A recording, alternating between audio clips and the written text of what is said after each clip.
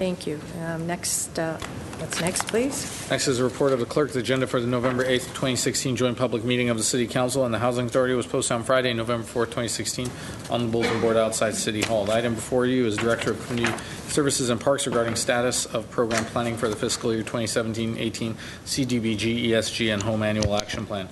1A is council motion approving the fiscal year 2017-18 CDBG program priorities, fiscal year 2017-18 proposed CDBG funding allocation plan by funding category, and issuance of an RFP for community and city departments for CDBG and ESG social services, and to the community only for CDBG capital improvement projects. B is a Housing Authority motion approving the fiscal year 2017-18 CDBG program priorities, fiscal year 2017-18 proposed CDBG funding allocation plan by funding category, issuance of an RFP to the community and city departments for CDBG and ESG social services, and to the community only for CDBG capital improvements projects. Joe? Yes, ma'am. It is that time of year that we go through the exercise that our freshly minted Director of Community Services and Parks is going to walk you through. That will bring out a number of our community partners. Tony? Thank you. Good afternoon, Member Devine, members of the Council, members of the Housing Authority. Onik Bolinikin, Director of Community Services and Parks. Actually, you're going to do a presentation. Thank you.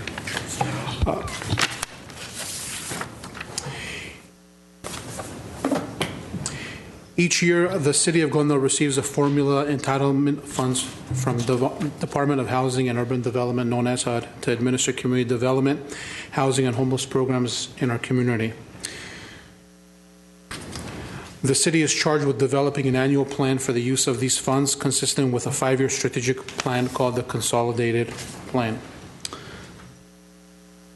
In developing the annual plan, HUD requires that the City involve citizens and the community in the plan development and approval process. So with that being said, on September 22nd, we held a public hearing at Pacific Community Center. We had around 50 residents around the community come to the meeting and gave us some information and some guidance on how they want the CDBG funds to be allocated. Based on our staff's and advisory committee's evaluation of the input received, it was determined that the needs and priorities expressed by the community and supported by our census data are consistent with the current program priorities. And our current program priorities are social services, neighborhood improvements, community facility improvements, housing, and homeless services. The estimated funds that are available for our the 2017-2018 action plan are $1.6 million in CDBG funds, $142,000 in ESG funds, and $900,000 in home funds, totaling a little over $2.6 million. That's a reduction in 1.5% from this year's funding that we were allocated for this year. I'm sorry, what does ESG stand for? The Emergency Solutions Grant is our rapid rehousing for our homeless. So it's a grant? Services. Yes, okay. It's a grant. Thank you. The proposed preliminary CDBG fund allocation plan, like I mentioned earlier, we have $1.6 million. 20% of that administration, around $320,000, will go to administration. $240,000, which is 15% of the $1.6 million, will go to social services, and $1,080,000 will go to capital neighborhood improvement projects. We currently have 3 pre-designated city projects in the amount of $680,000, and then we're requesting allocation of $400,000 to the community. The pre-designated projects are the homeless housing project of $370,000, the Section 108 loan repayment in the amount of $230,000, and Pacific Park. We've been receiving requests from the community to have some shade structures at Pacific Park Playground and at the pool. So we would like to allocate $79,000 for that project. So total pre-designated projects, city projects, $680,000. Historically, the city receives 20 applications, 15 from social service agencies, 4 capital improvement. During the RFP process, staff will have 1 technical assistance training. Once the proposals are received, staff will review the proposals and on a one-page paper will talk about the strengths, weaknesses, and the discrepancies pertaining to that proposal, and then the organization, the nonprofit, has 1 week to respond to our responses. We attach those responses to the proposal, then forward it to the CDBG Advisory Committee, and they have 2 to 3 weeks to review all the proposals. And then end of February, we have a tentative date of February 24 of 2017 that we'll be interviewing all of the CDBG, all of the applicants. We'll review the agencies and we'll develop funding recommendations, which we'll present to council. With that being said, staff is requesting the City Council and Housing Authority to approve the 17-18 CDBG program priorities and 17-18 funding plan, and also issuing of the RFP for community and community organizations and city departments. I'll be happy to take any questions. I also have Moises Carrillo, CDBG supervisor, who will be available for questions, and Deputy Director of Development of Housing, Peter Zovak,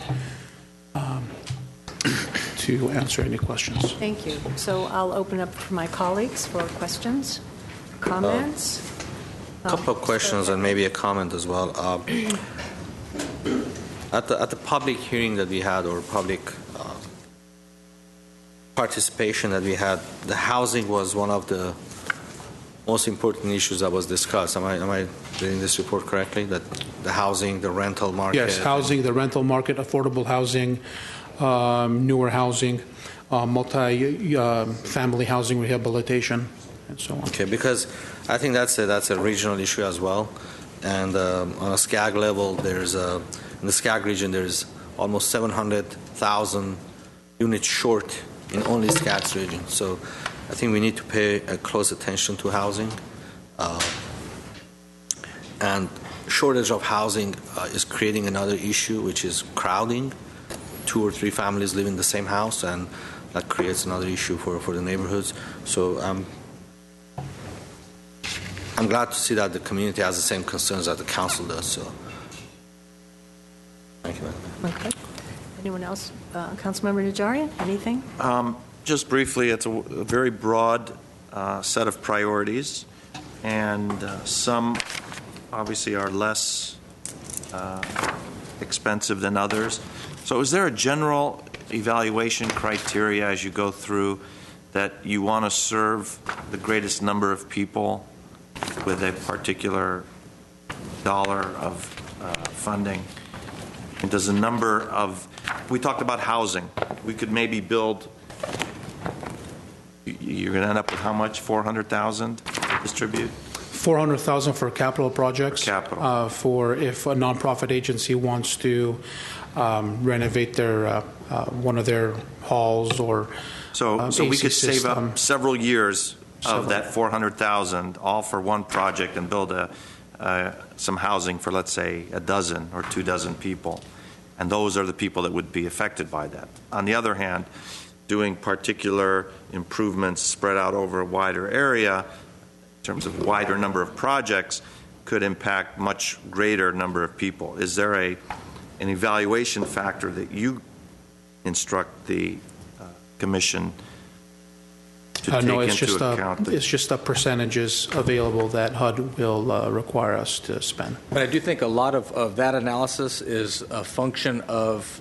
the proposals that we get. What we've seen, it's actually a little sad in the last few years, is the onerous requirements of participating in the CDBG program to comply with HUD's reporting requirements have forced some of the either social service providers or even some of the capital projects just to surrender funds, because it gets to a point where it's not worth it to them to have to go through all the compliance measures, which then puts money back into other pots. We did that with I guess, loaves and fishes, gave back money, went back to Ascensia, I think it was last month.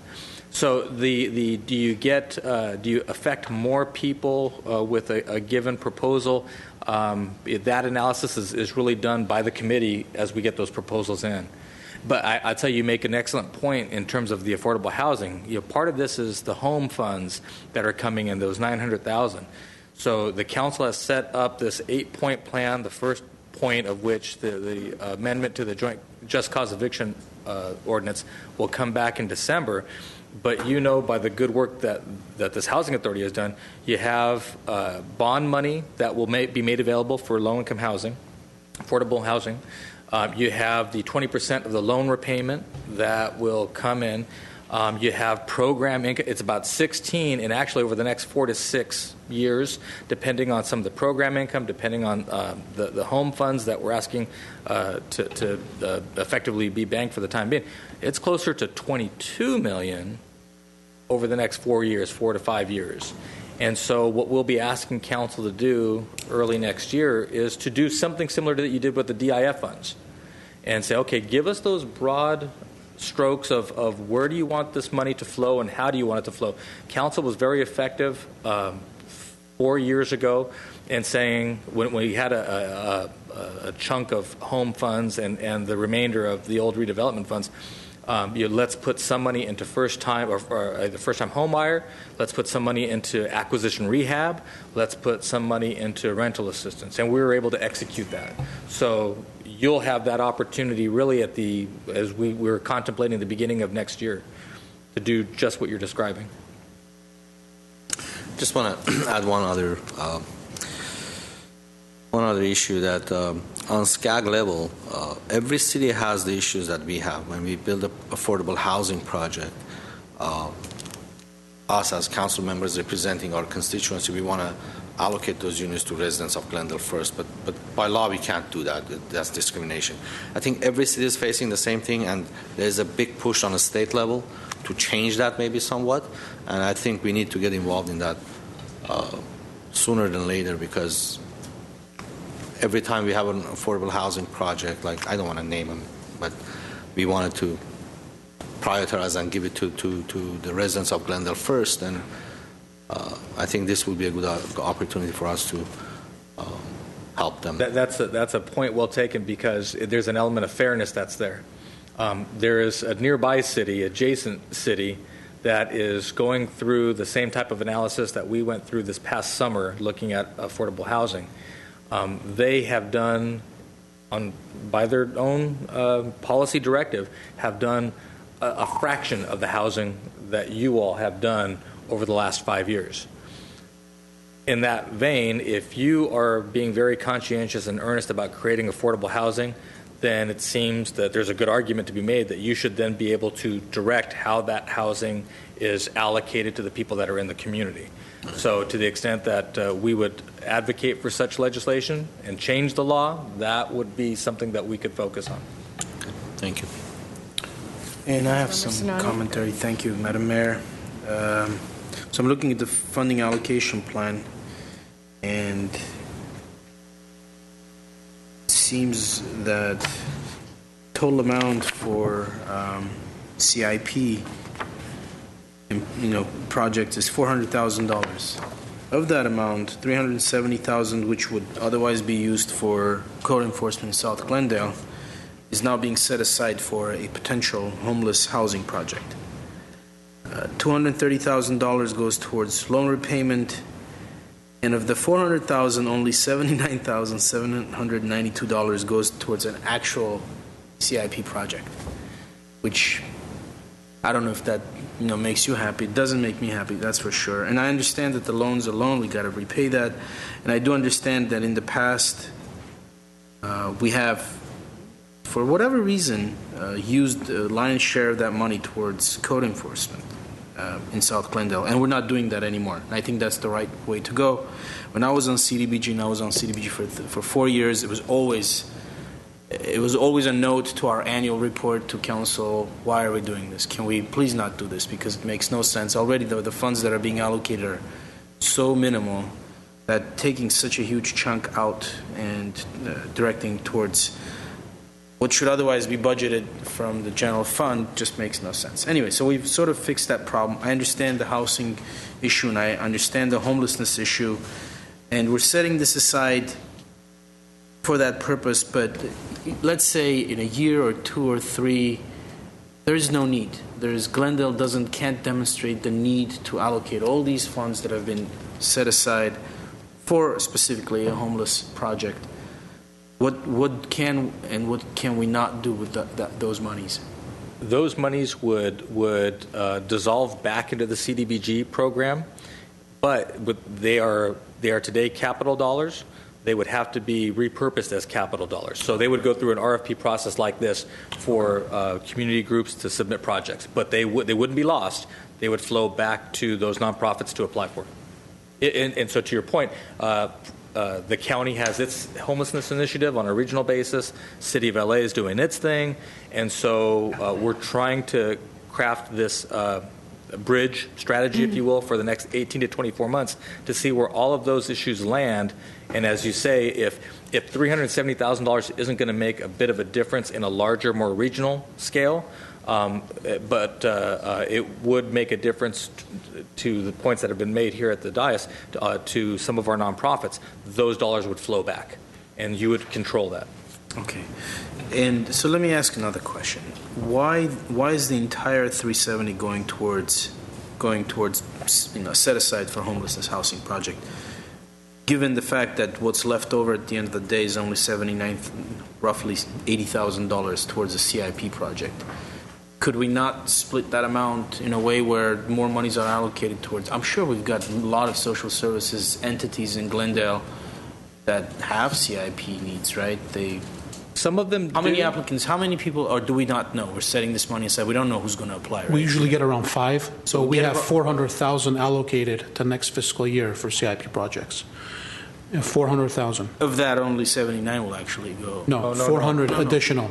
Oh, 400 additional. So we have okay. this 370 going to the housing project, 230 Section 108, 79,000 will go to the city for Pacific Park, and then the 400,000 that we have will RFP that out for the community. Okay, all right. So thank you for that clarification. This is basically the pre-designated projects. Yes. Correct. In addition to the additional $400,000. And the idea would be that if we set aside 370 in the current fiscal year, 370 in the next fiscal year, that makes for a nice down payment. So if the city were to go buy a property for this transitional housing purpose, it just impacts the financing that we would do later. The payment is lower as opposed to the payment being higher. But fair enough. So what I said, so there's $400,000 that's actually going to go to the CDBG, that's to right. the committee, for them to allocate to those 4 or 5 applicants that are going to come in with viable and CIP if projects. if these dollars stay constant in the future, someday soon, it'll be $770 that would be available to Because of the repayment is going to come to an end, or? Well, the repayment comes to an end, and let's say that the county has a more regional solution on homelessness. That 370 now flows back to CDBG Advisory Committee. Okay. Okay, so that's a much more, I think, optimistic note on this whole thing. One thing that I know CDBG members are not going to be happy about. They're going to say, okay, it's great, Pacific Park is great, it's awesome, but then again, you're dipping into CDBG funding to fund a city project in essence, and I know this issue has always been in the air. So they're going to raise that issue, but they're going to do their thing at the end of the day. Councilmember Sinanian, we brought that up. We had a community meeting and advisory meeting October 26th, and we brought up the Pacific Park project, and they were okay with it. Okay, we actually have the new chairperson for the CDBG. If he has any comments, I'd like to hear from him. You have a position on any of this? You want to air anything or no? Mr. Abedisian. Good afternoon, Madam Mayor, council members. As the committee looked at this project and as pre-designated numbers that last 2 years at least that I've been involved, this is my second year that I'm involved with the CDBG, we had issues. I had issues that pre-designated dollars should not go to where it goes, should go to the community at whole. But however we look at it, this is what it's done. This is what it is. Maybe down the road next year projects or years after, we can change this pre-designation so we can give more back to the community than doing the park or any other project pre-designated issue. With that, I am okay with it today, and I think our committee was okay with it also. We had those same hopes 8 years ago. We're still predesignated. Well, I'm going to try what I can do as much as I can do to try to, maybe first of all, I think we have to convince the council. So that's right. With that, then we can come back and work out the numbers and see how we can make it right. You don't have to convince me too much, but Thank you. it's the council. Thank you. Any other comments? No? Okay. I just want to say that I know this is a great program, and my questions have been answered, and I just want to make sure the community understands that we're putting $400,000 away in order to look to the future for homeless development, either acquisition or rehabilitation of a structure. So that, in essence, I think is a good way to go. It's a positive direction for living. Mr. Avedissian, I wish you good luck as the chair. I know you'll do a great job. And with that, I'm ready for a motion. Can I take both? We get a motion on both items? Well, they're separate, so we need one for council, one for housing. Okay, all right. So the council of, let's see, it would be... I'll move 1A for 1A. council. Thank you. Second. Roll call? Council members Friedman, Garpetian, Yes. Najarian, Yes. Sinanian. Yes. Mayor Devine. Yes. And second 1B item? for the Housing Authority. Second. Authority call? members Devine, Yes.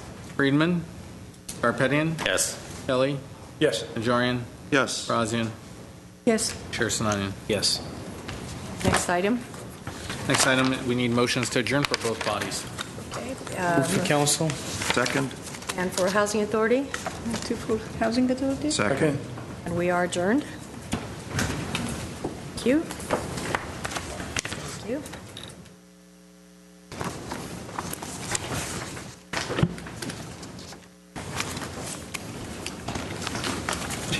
Take care, Joe.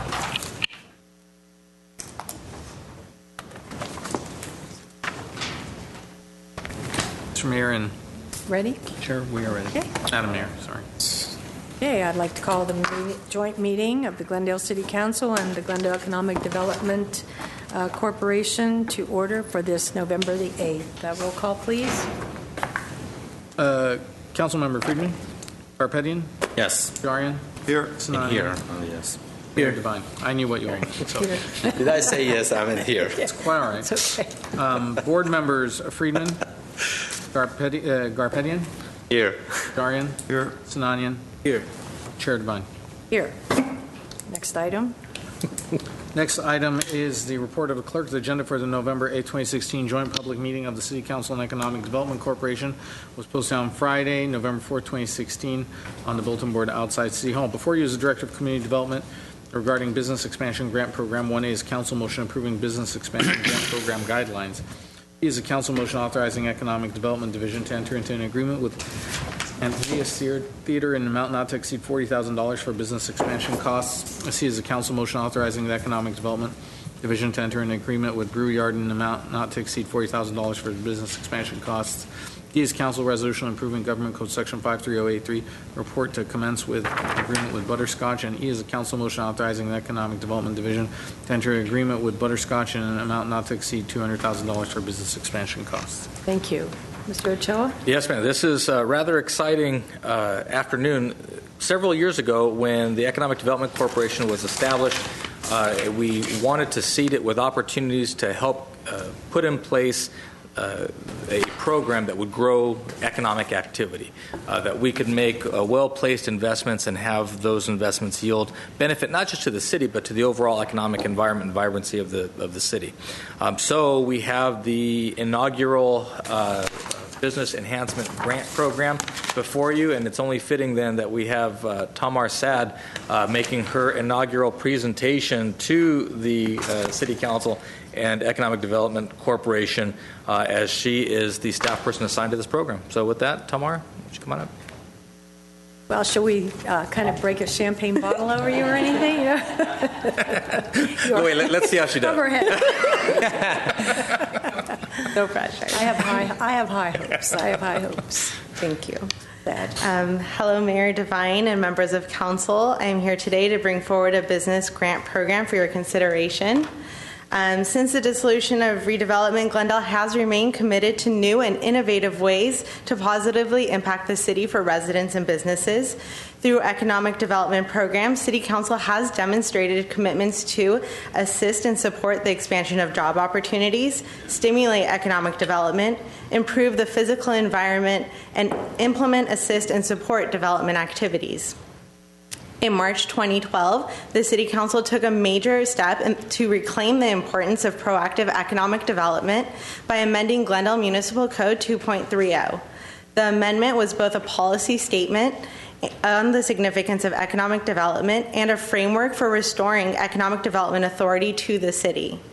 Included in the authority was to take a vigorous business program to aid in the attraction or retention of qualifying commercial, mixed use, or industrial uses through activities that improve residential value, increase visitation, and expand the city's tax base.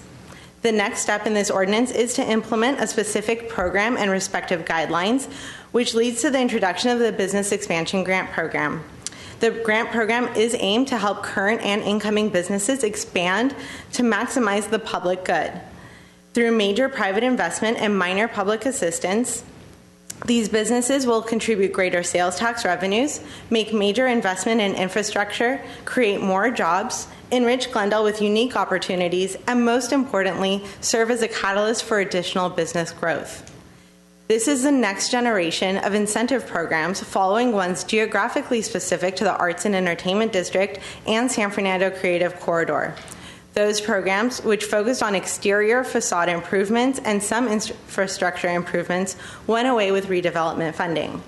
This is a chance to renew those assistance programs with local funding. While the previous programs had to be focused in redevelopment project areas because of state regulations, the business expansion grants have the ability to create amenities and assist businesses citywide which meet economic development goals. Guidelines to the program include reimbursable grants of up to $40,000 with the exception of special circumstances which warrant greater allocation. Grants would require a 25% matching participation by the applicant. Eligible improvements include heating and air conditioning systems, fire safety systems, exhaust systems, and other extensive improvements that serve as lasting upgrades to the building and usability of the space beyond any one single tenant. Specialty equipment is also eligible when it significantly expands business growth. Among other submittals, applicants will be asked to submit a written project description conveying how the improvements contribute to economic development through the furtherance of arts and culture, enhancement of quality of life, improving the building use, function, or future marketability, sales tax generation, jobs creation, diversification of the local economy, and reduction of critical vacancies. Applicants will also submit a pro forma with estimated project costs and revenues, additional tax revenue generated, a lease agreement demonstrating a minimum remainder of 5 years, the comprehensive and semi-permanent nature of the improvements, and use of prevailing wage labor with respect to construction paid for by grant funding. For grants over $40,000, an operating covenant may be required and reimbursements may occur over multiple years predicated on a performance-based schedule. Participant eligibility and denials would be based on administrative screening with final approval by the City Council. We currently have 3 applicants to this program. The first applicant to the program is Antilles Theater, which is currently building out their new home in the city's growing arts and entertainment district. Antilles is hailed as one of the top intimate theaters in Los Angeles and has experienced tremendous growth over their 24-year history. After outgrowing their North Hollywood location, they signed a 10-year lease with options for multiple renewals in March 2015 and will be occupying a building that has been vacant for over a decade. Antilles combines live theater with education, keeping the space occupied throughout the day and evening. This program would create 100 jobs, increase interest through the district, specifically down Maryland Avenue, and drive additional business in the downtown.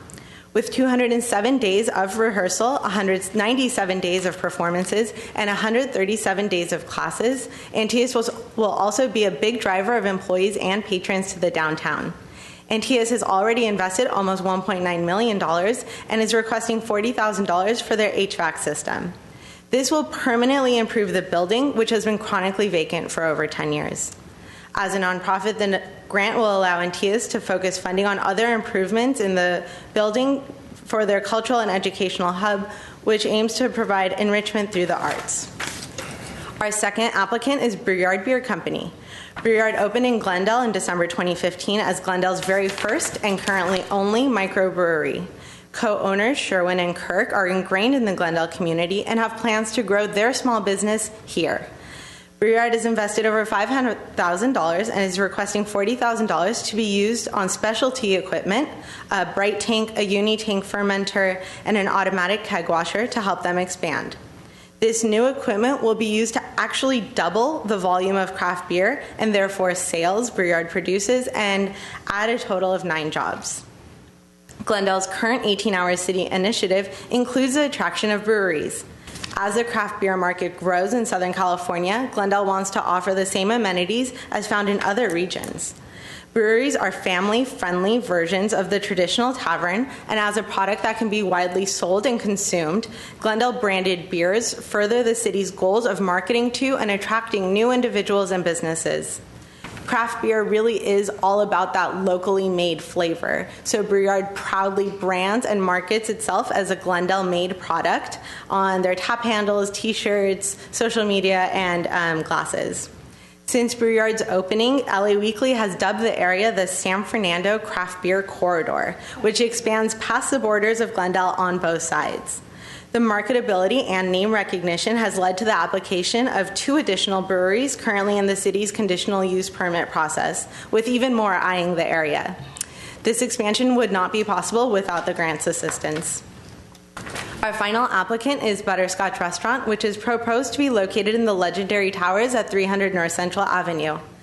Butterscotch will be investing almost $1.2 million for the build-out of this high-quality restaurant and is requesting $200,000 to be dispersed over a 4-year period to pay for their air conditioning, fire safety, and exhaust systems, as well as other permanent improvements to the building.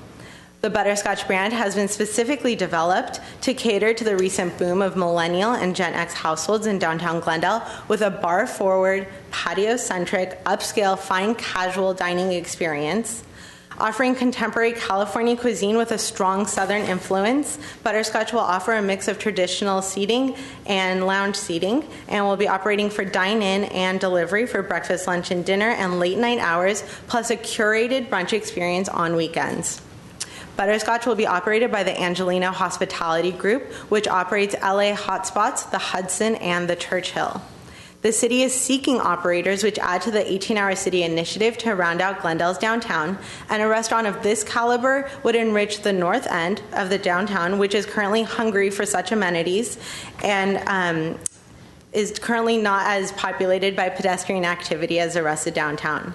This project is estimated to create 178 jobs, increase sales tax revenue, and most importantly, serve as a catalyst for other operations along Central Avenue.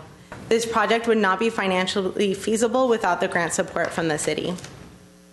The total cost of this program for this year is $130,000 for the 3 applicants and is already budgeted for in the Economic Development Program's budget. This would cover the program costs for Antaeus, Bruyard, and the first-year installment of Butterscotch. The remaining $50,000 a year for Butterscotch may be allocated in the budget over the next 3 fiscal years, along with 2 to 3 additional applicants per year. A conservative estimate of new revenue generated by the 3 applicants is $40,000 annually. As these businesses are expected to serve as a catalyst for further development, this revenue generation is expected to increase each year.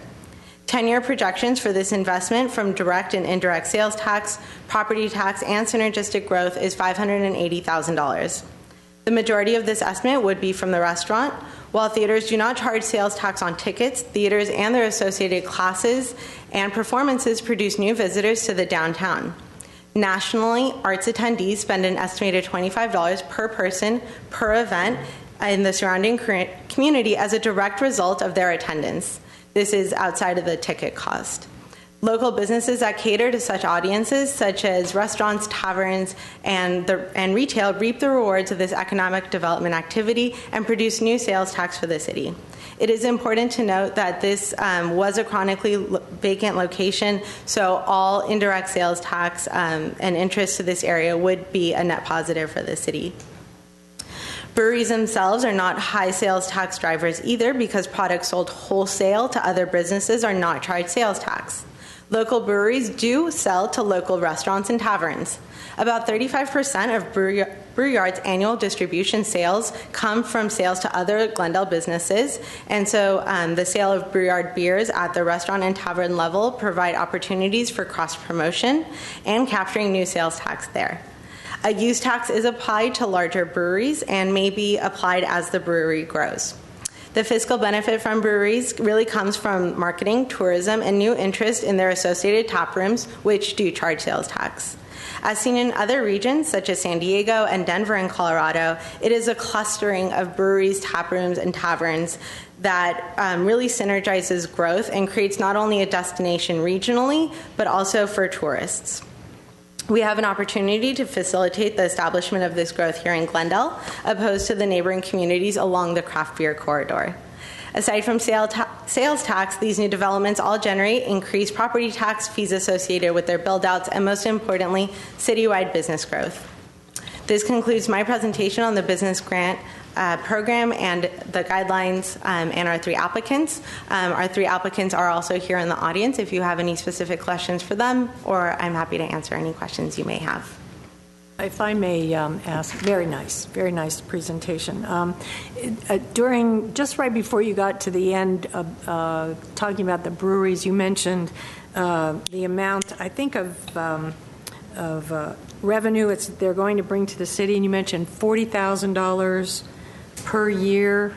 And I wasn't. You went through that a little bit quickly, so I wasn't able to kind of. Was that for one of the establishments? Was that for all of them? For all of them. That it would generate $40,000 a year in revenue. Sales tax? From direct and indirect sales tax, property tax, and the future growth that we're projecting. All three? For all three. Combined. Right, and I'm asking that for future reference. So, right. As the program moves forward, as these businesses expand in their own right, they were specifically selected because we believe they will serve as catalysts. So, revenue generation moving forward, we expect would be greater. Thank you. Okay, now I have three cards. Would you like to hear, my colleagues, would you like to hear from the owners of the establishments? I certainly would. Before we begin, thank you. Thank you, Ms. Saad. So let's start with John Sloan and Anna Rose Adahan Bond from Antaeus. Sorry, Anna Rose. O'Halloran, that's right, O'Halloran. Good afternoon. My name is John Sloan. I'm the co-artistic director of the Antaeus Theater Company, and I'm Anna Rose O'Halloran, the executive director of Antaeus Theater Company. And we'd like to thank the mayor and the city council for inviting us to speak here today and for inviting us to apply for the business expansion grant. Tamar did such an amazing job speaking for us. I was hoping maybe we could hire her to speak on our behalf at other functions. So I should get the champagne, right? Yeah. Or we could have a craft beer, perhaps. As some of you already know, Antaeus is one of the most acclaimed and well-respected theater companies in the Los Angeles area. And I think the day that we signed our lease to build a new theater at 110 East Broadway is going to go down as one of the most important days, in fact, the most important day in the history of our theater company. As I drive up and down Brand and Central and I see all these stores and restaurants going up in the new apartment buildings, and then I go to our theater and see the stage floor being put in and the seats and the seats haven't arrived yet, but the walls, it just gives me a thrill that our company is going to be a part of this incredible growth of this city, and we're so looking forward to becoming a fixture of the Glendale arts community, really becoming Glendale's theater company. When I hear about all these restaurants and bars and things like that. I think of my parents in Cleveland who subscribe to a theater company there, and 6 times a year, 6 or 7 times a year, they get together with 2 other couples and they go downtown, they have dinner, and they go see a show. It's one of the best parts of their lives, and that's really sort of what Antaeus is all about, bringing community members together with the arts and engaging them in conversation and enjoyment. Not only do we put on productions, thanks to our new space, we'll be able to put on 5 productions a year. We also have an academy where we train actors. We have an arts education program. We've already begun talking to the Glendale City Schools about partnerships there, bringing theater to the kids. We also have a playwrights lab where playwrights come in and develop new works. So there's a constant stream of activity at our company. That is just really very exciting. And the thought of a modern air conditioning system is really thrilling for a theater company when you think of our old space where there was a constant rattle going through the most dramatic, quiet moments of our time. So thank you for letting us be here. Any questions? I thought I heard Tamar say something about an 8-track system. Is that what? Antaeus 8-track system? Air conditioning. HVAC. Yes. Yes. I was like, I don't know what an HVAC I was thinking like HVAC. 8-track. I was kind of worried there. Hopefully we'll have something a little more advanced than an 8-track. Old school. So if you have any questions for us, I know I ate up all our Mr. time because I'm excited to be here, but if you'd like to ask us any questions. When are you signing your lease? Or you already have? We already have. We are in the middle of our first year of our 10-year lease, and then we have the option to renew for the next 40 years at 10-year increments with first and last right of refusal. And you're investing $1.9 million in this facility? That number has actually gone up. We've raised $2.2 million because our construction costs increased. So the overall construction costs are at 2.5, and we've brought in 2.2. And how big is your space? It's 7,600 square feet. And exactly where that is. That was the old Dell Gateway. Yeah. Okay. And you're creating 100 jobs, new jobs, basically. Okay. And how much seating? Sorry. Sorry? Following up on this square footage, how much seating will there be? We have 2 theaters, so one will fit 80 patrons, and the other is a black box, so it'll fit 45 in there. Sorry. It's very intimate. Yeah. Yep. I attended your soft opening last year, and it was amazing. I mean, even the introduction was a theater, so it was like a musical all over again. It was pretty nice. Thank you. Thank you. Thank you. Does staff have anything to say about the pro forma or anything bring to our attention? No, I mean, I think there's. It's interesting when you look at the 3 different recommendations that we have.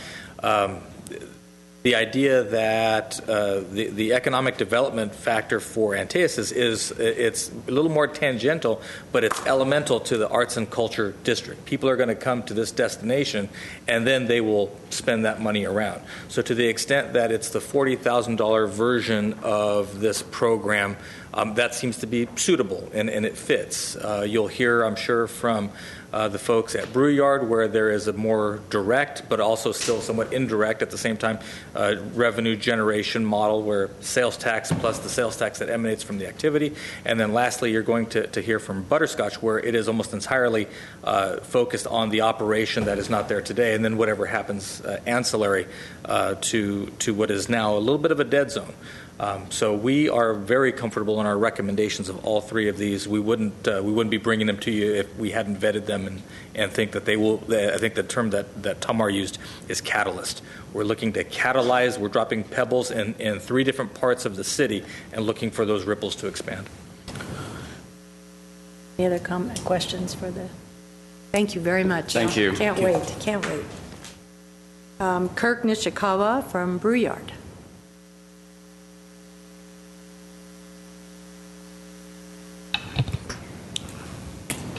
Hi. Just once again, just like them, I want to thank all of you for even just entertaining the idea of being a part of this, and I appreciate being able to actually apply for a grant.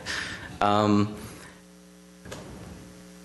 guess before I can even start how many of you have actually been to a small craft brewery about 4,000 square feet? How many of you are actually familiar with this culture, the craft brewery culture? Yeah? Okay, good. I don't drink, but I've been to several. Okay. You went for the aesthetic, though. Yeah. Designated games, driver. the board Some of my games, best right? friends brew. Yeah. Designated driver. Right. One thing that's very unique about craft breweries, in a sense, I know that Glendale has been trying very hard to create like this 18-hour nightlife with bars and very beautiful like places to be. A brewery is. Although a brewery is a part of that lifestyle, it's actually a lot more relaxed. It's a lot more family-oriented in a sense because minors are actually allowed. If you go to breweries, especially during the daytime, you'll see strollers, you'll see carriages, you'll see kids running around.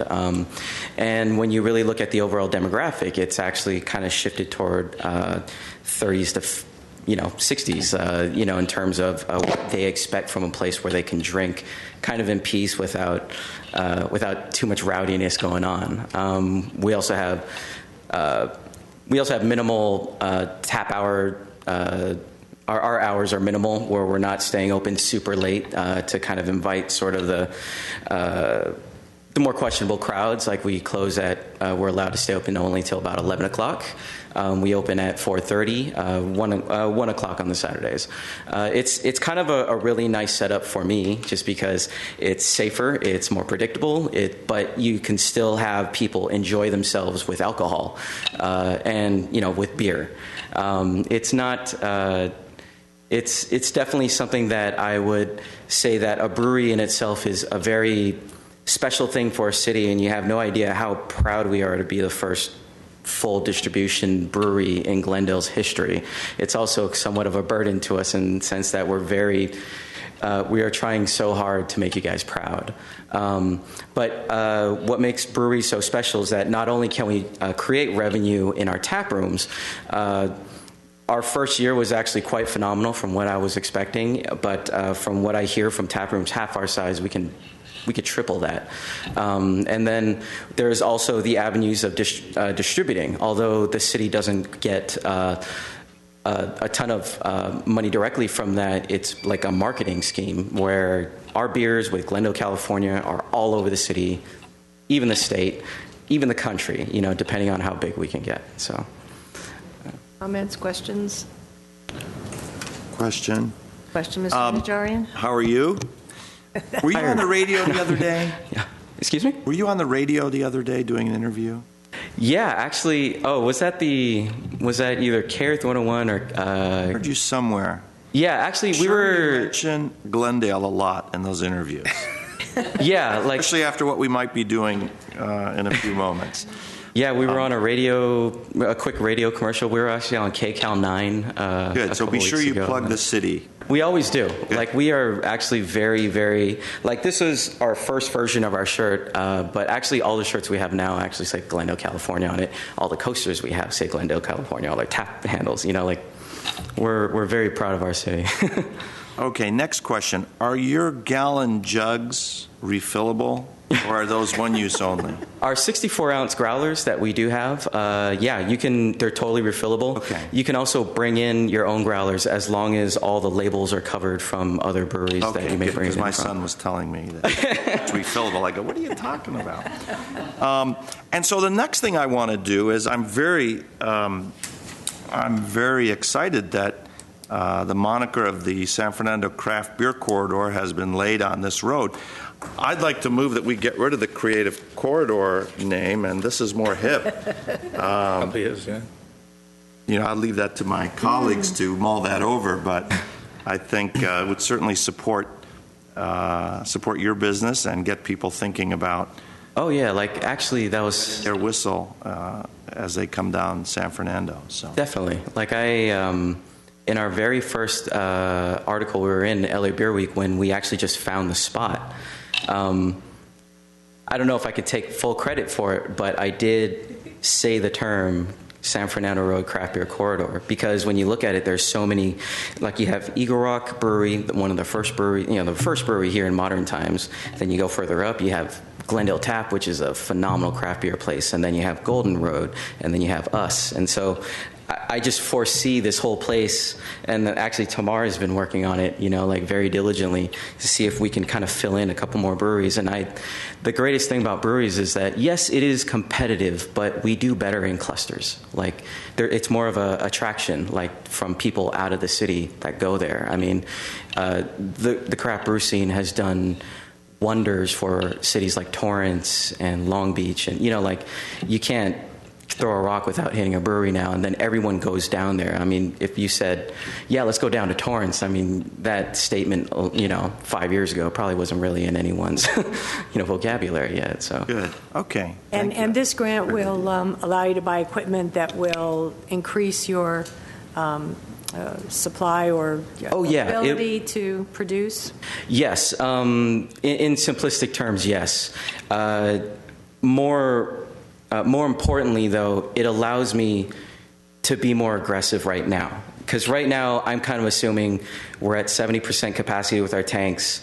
We can't, in terms of the amount of growth, in terms of whether we can hire people, it's not quite there yet. It's all sweat equity. But if I know that something like this is in the pipeline, it does take several months, 3 to 4 months to get these tanks. I can already start planning for it. I can already start talking to the distributors to ramp it up and get it out there. And so that's kind of what I'm hoping for. Okay, very good. Okay, thank you very much. Thank you.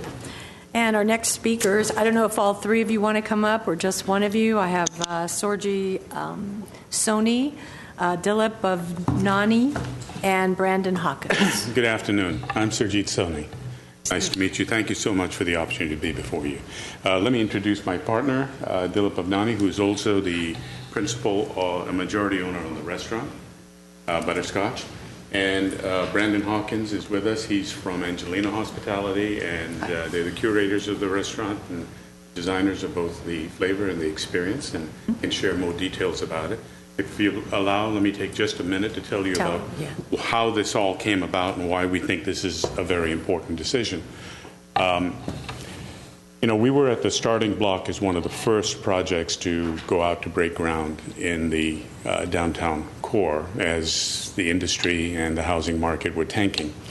We're near the end, and I think we're ready for our CFO, finally.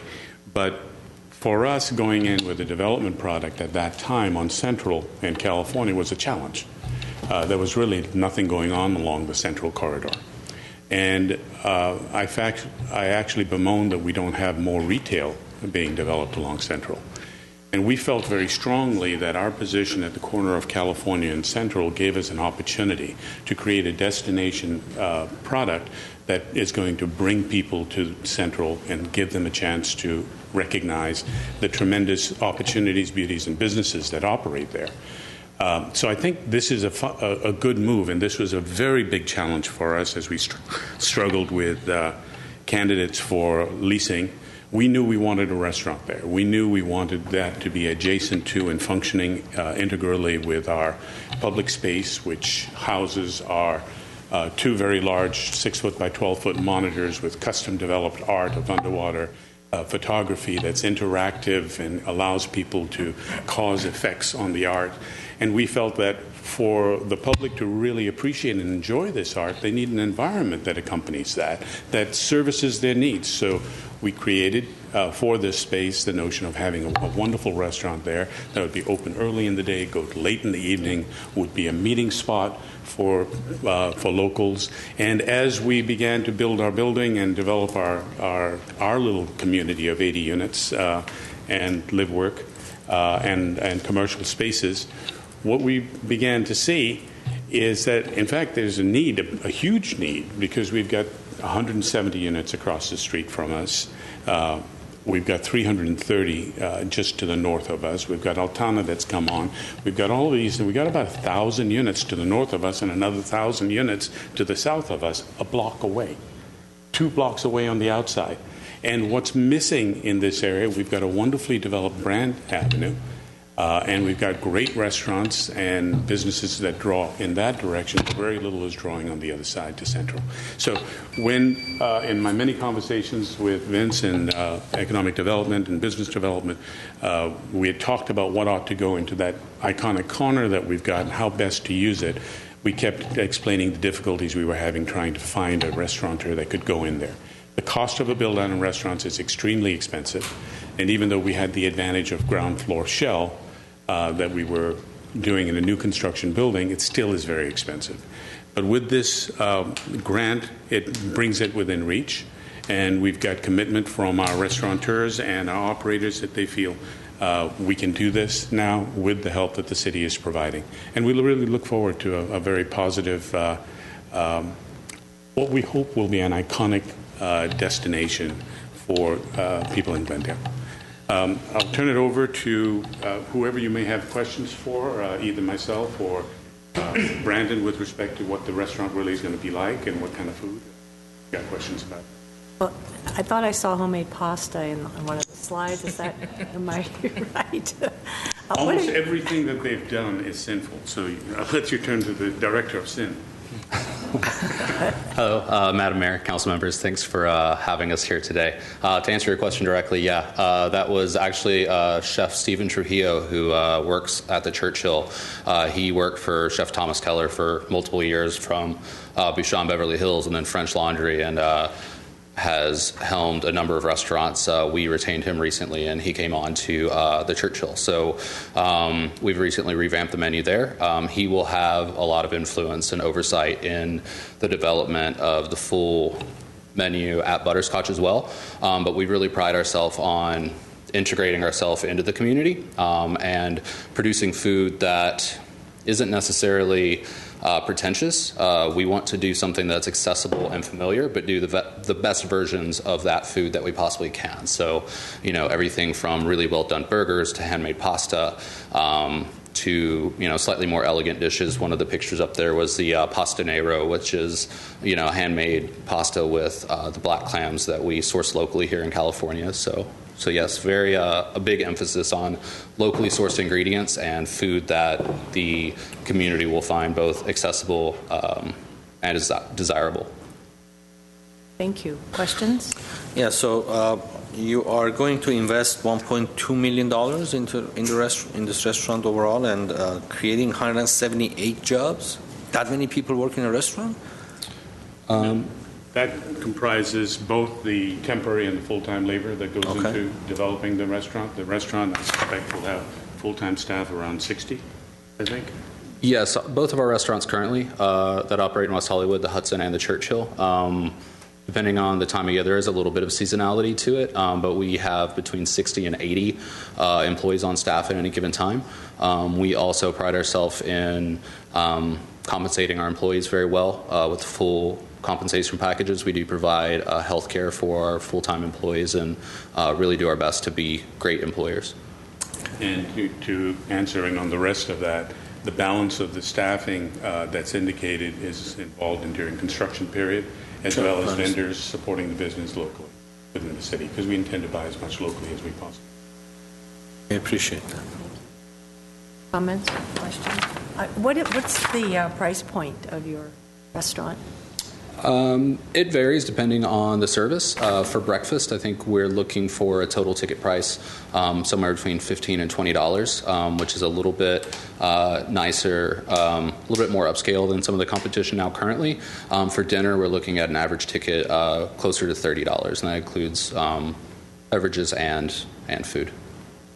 Okay, thank you. Thank you very much. Sounds wonderful. Thank you. Thank you all. Okay. Thank you.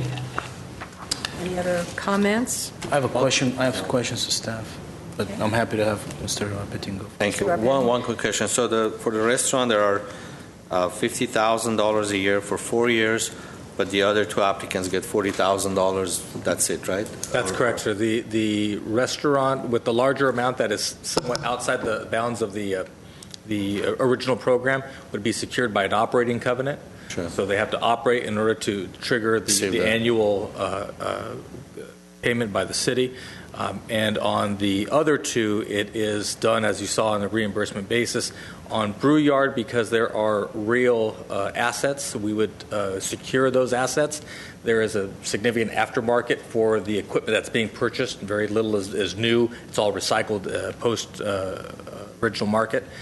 And on Antaeus, the idea that it is a historically vacant building and now it will be improved. So the idea, similar to what we did with the Museum of Neon Art, that God forbid if something were to happen and they could no longer occupy, at least now you have a fully outfitted building that is now suitable to somebody else coming in.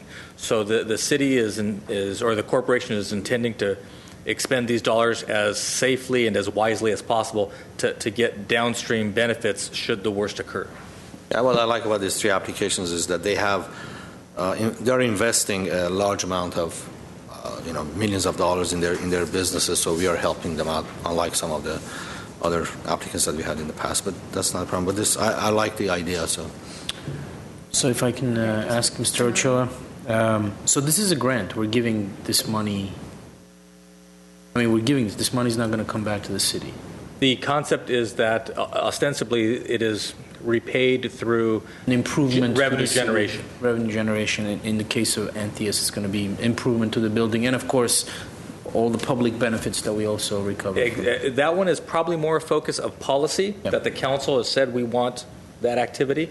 But even with Antaeus, when you look at the presentation, and staff are looking at that average art customer, so to speak, that comes in, they're dropping money at other locations around town that otherwise they wouldn't necessarily be in town.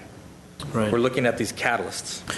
So let me ask you this question, and this is what's going to dictate as to how I vote on this, because I have a very conflicted view on this right now. Not Antaeus. Leave them aside for a second. The restaurant and the brewery. Okay, so we're all of a sudden we're getting into the business of providing grants to businesses that want to, let's say, food industry businesses that want to come to Glendale. So if next year another brewery, another restaurant come in and they apply for a grant, how are we going to start differentiating it? And they're all legitimate and they're all good. And all of a sudden, the year after, there's 10 of them and they're all good and they're all legitimate. I mean, where do we draw the line? Once we're once we've done this, where do we stop? That's a great question, because I think the short answer is you're looking at pioneers, essentially, to the extent that the Brew Yard is at a stage of their development that they could flow back into the Atwater area or Eagle Rock area. But we want them to put down roots. And as they put down roots, as you heard Mr. Nishiwara talk about, others will cluster around. So I'm not telling you that we would never invest economic development dollars with another brewery, but it would have to be something very unique from what you're doing now, another pioneer in another way. Butterscotch is looking at this corridor that needs another anchor of all day long 18-hour service for what is transforming that street. Again, I wouldn't tell you that we wouldn't invest in another signature restaurant, but it would have to be another form of that type of pioneer attitude, that they're doing something that doesn't exist now. To the council's credit, I mean, you've called the shot. Back when we stood up the corporation, council had said, go get us something that we haven't seen before. No disrespect to the Chipotle folks. Don't bring me another Chipotle. Bring me, and I don't want fast casual of any kind. Bring me the tablecloth, bring me that destination. And so your staff has dutifully bird-dogged the market and is bringing you back these opportunities. There's a lot of history to this Chipotle comment, by the way. But it was a great comment. It was a great comment, and that's the beauty. And that's why I think it's kind of cool to be a local elected official, that you get to say, go make this thing happen, and if you have good staff, they go make that thing happen. So again, we would recommend to you, the short answer to your question is we would recommend investing wisely in pioneers. So that next brewery that comes down, you don't necessarily need to go do that, because they probably will go just to be somewhere near Golden Road in Atwater and Glendale Brew Company here. And to the extent we can get them accelerated into the next phase of their business plan, they're pretty well locked into Glendale. Not that I'm counting the chickens before they hatch, but we look at pro formas, we look at business plans, and if we didn't have that comfort, we would not recommend to you. Any others? I have a question about the 25% matching participation. Can you give me an idea what that entails? Yeah, so if the total cost of this improvement was $40,000, the city could put in 30, and then the applicant would be expected to put in that 10. So they are expected to also participate in the purchase of that equipment or that improvement or the construction that's taking place. So it isn't just the city helping expand the business is participating in that expansion as well. And that's a similar format to what we had with the facade improvements as well. That's what was I going to... That's the 25% is for the project that we're helping them with, that have to put in the $10,000 for that particular project that we're giving them the grant. Correct. Okay. I think from what I read in the staff report and other places is that this is kind of the next generation of incentive programs. This is the way that cities are attracting new and different types of businesses. I think Tamar was right. We are, and I love that phrase, we're hungry for a nice restaurant here in Glendale. I'd like to see it be of medium price but high quality food. I think Antias is going to be spectacular, and the brewery will be a lot of fun for people. I think this is a great idea to improve the usability of our vacant spots. I think it provides businesses with the ability to expand. So I don't know. Do I have a motion? Another question? Yeah, I have a question. Najarian.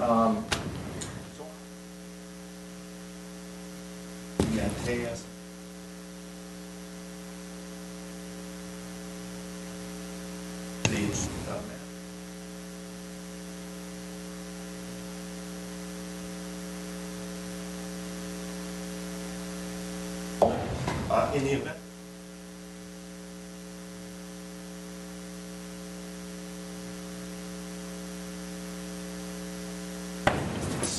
Pursuant to the operating covenant, yes. and is this, if we or are there Yes. still We issues to work? We are negotiating for that high-end brand that we're looking for. If the owners of Butterscotch decided to go in a different direction, but the landlord wanted the relationship to continue, they would have to effectively get the corporation to assign the operating covenant to somebody else that you would deem suitable. I see. I don't believe it. I'll move over here. So the other question is actually was raised by Councilmember Sinanian. This is great news to a lot of businesses. That's a little loud. This is great news to a lot of businesses who are thinking of coming to Glendale. We used to have a facade improvement and all that many were disappointed ended. So how are we supposed to deal with all these businesses? Are we going to have an application period?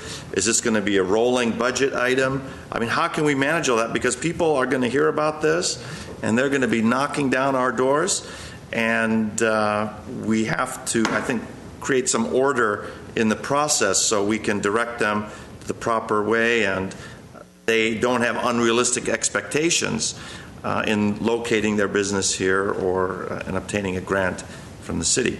I would tell you that the the two sides to the coin are that, as Mr. Garpetian indicated and Mayor indicated, the days of redevelopment where you do things on such a large scale and you may end up subsidizing things that you otherwise, it's a less precise subsidy for a broader spectrum of uses. Those days are gone, and maybe that's a good thing, because now as we get to economic development, we are using a scalpel instead of an axe. And so we will go and hunt for the things that are on the trends that we see that are going to bring people and catalyze areas. So a lot of this will be determined upon what you as council members say, go get me this. Let's go find somebody like this and see if you can bring them in. First and foremost, we would reserve for those high priority targets that the council would, or the Economic Development Corporation Board would direct. These tools would sit in the toolbox looking for those opportunities. Unlike the redevelopment program, whereby it's a district based, it's geographically based, and everyone in that geographic zone could theoretically apply under some set of circumstances.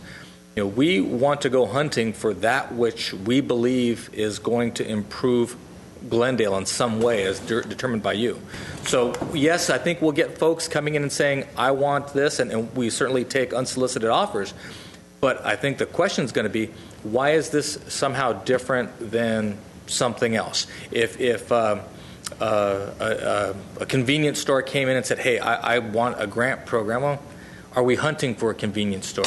And we have to treat everybody the same by way of restraint of trade, but who the Economic Development Corporation invests in, you have some degree of discretion. So they're going to be coming to us, and they're going to want to go straight to the top on these things. And, to some extent, we're going to feel uncertain and unsure about the quality of their business, or feel pressure from one way or the other. Is everything going to go through economic development, and is there an annual limit, or is it an unlimited budget that some years we do, some years we don't? That is we have $130,000 in the budget, and we've carried that over, barring some budget cuts of some kind.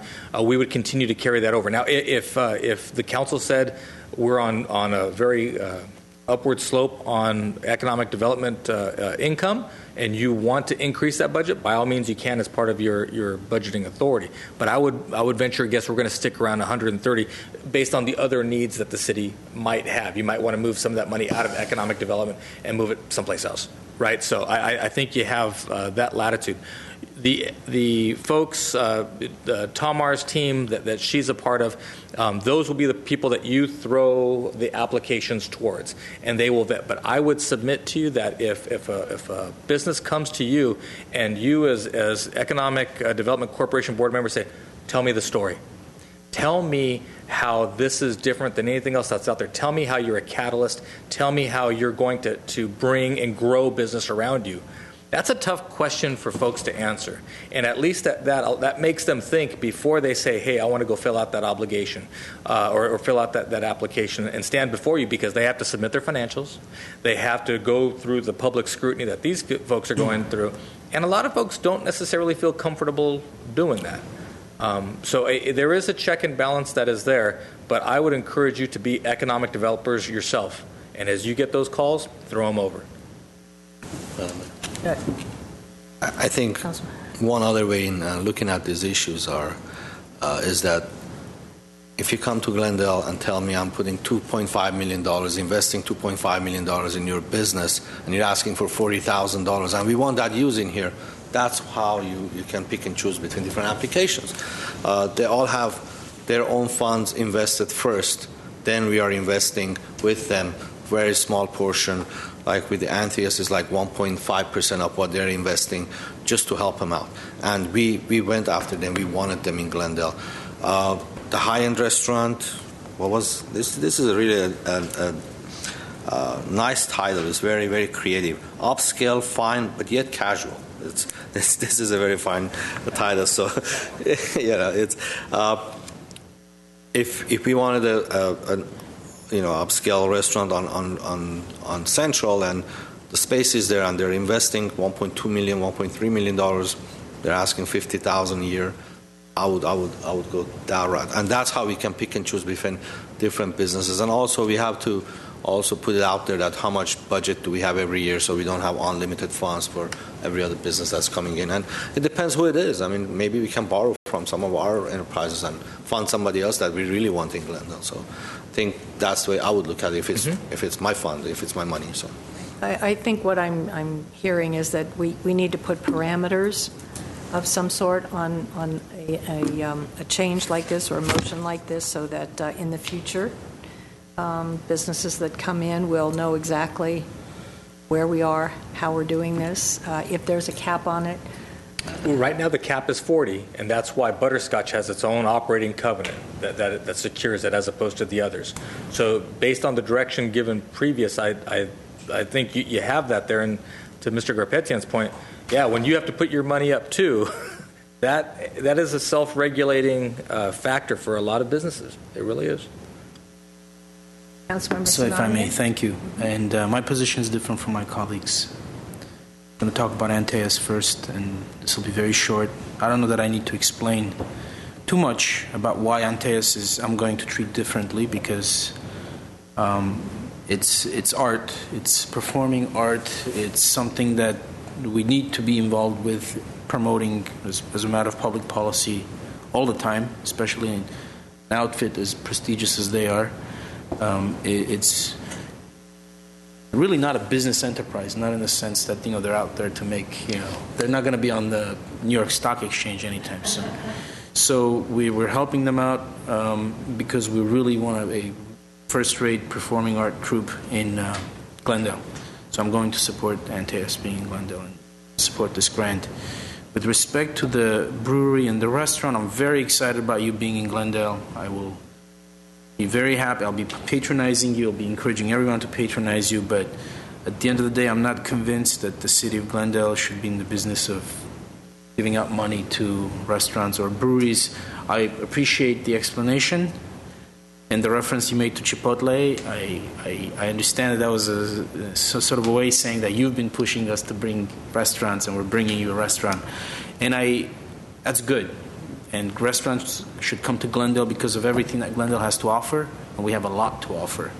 And I think we're at a stage where we're a very attractive market. We don't have to necessarily come in with public monies, public dollars, to encourage a restaurant or a brewery restaurant to want to establish themselves in Glendale. I'm sure that both entities are going to be very happy about being in Glendale if they ultimately choose to be in Glendale, and they are in Glendale. But I don't think the public funds need to be involved with this. So I'm going to vote against that. I have a motion. Do we need to take each one separately? Well, because I would Yes, have to. based on Councilmember Sinani's comment, it probably makes sense to move 1A and B together, because one is the guideline. 1A are the guidelines. B is the Antaeus agreement, and C, D, and E relate to the brewery and the Butterscotch. Okay. All right. So do I have a motion for? So what's the? I'm sorry. Does he like the guidelines? The guidelines, yes. I guess we need to. Yeah. What do the guidelines say again? What are the contours of the guidelines? The guidelines are the $40,000 grant, and then the eligibility and how those funds would be dispersed. So you would, respectfully, I would imagine, vote yes on the guidelines in order to facilitate Antaeus. Sure. Right. Yes. So I'll move the guidelines. Madam Mayor, members of the City Council, I would recommend that we just make one clarification in the guidelines, and that's pertaining to the 25% match, that there just be a little additional clarification put in that based on the presentation today, in reading and through it now. So with that amendment to the motion to further clarify the 25% match within the guidelines as part of the program requirement. I'm sorry, what does that mean? You want to further clarify the 25%? Oh, okay. So clarify. I think what she's saying, the guidelines that are in the packet don't contain the 25% match, and as just explained by Sergeant Mnuchin, that's. So I'll move the item with the 25% clarification included in it. Yeah, the 25% is in the presentations. Yes. Right. Yes. Exactly. Okay. So that's 1A and B. Mayor, the guidelines, and 1B is NTS, so you can move those together if you want, if you Okay, choose. so I have a motion. Second. Yes, so both. Okay, roll call. Council members: Friedman, Garpetian, Yes. Najarian, Yes. Sinanian, Yes. Mayor Devine. Yes. And then the 1D, approving the... 1C. 1C, you can take C. 1C D and E. separately from D and E, or you can take them Okay. together. I'll move 1C, D, and E. Second. Roll call. Council members: Friedman, Garpetian, Yes. Najarian, Yes. Sinanian, No. Mayor Devine. Yes. Thank you. Move to adjourn for the council. Second. To adjourn for the EDC. Second. Second. Second, we are adjourned. Thank you.